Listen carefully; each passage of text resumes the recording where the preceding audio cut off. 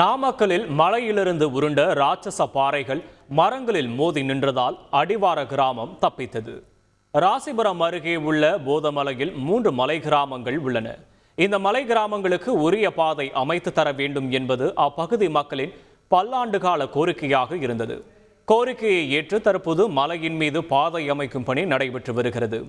இந்நிலையில் கடந்த வெள்ளிக்கிழமை பெய்த மழையின் போது மலையிலிருந்து ராட்சச பாறைகள் உருண்டு கீழே விழுந்தது. மலையில் ஏராளமான மரங்கள் இருந்ததால் பாறையானது மரங்களில் மோதி நின்றது. மரங்கள் மட்டும் இல்லை என்றால் மலையின் அடிவாரத்தில் உள்ள புதுப்பட்டி கிராமத்தில் அசம்பாவிதம் ஏற்பட்டிருக்கும்.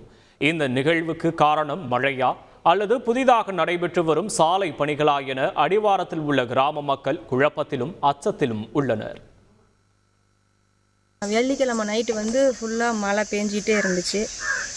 நேற்று காலையில் சனிக்கிழமை காலையில் ஒரு 8 மணி அளவுக்கு பலத்தமாக சத்தம் கேட்டுச்சு.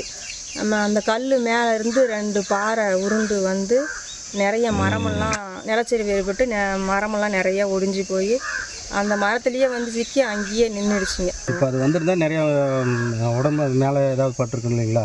ஆமாங்க, வந்திருந்தா சேதாரம் ஆகிருக்கும் கண்டிப்பாக. நிறைய மரம் இருந்ததுனால மரம்லாம் தடுத்துக்குச்சு, அதனால வரல. செய்திகளை உடனுக்குடன் தெரிந்து கொள்ள உடனே சப்ஸ்கிரைப் பண்ணுங்க.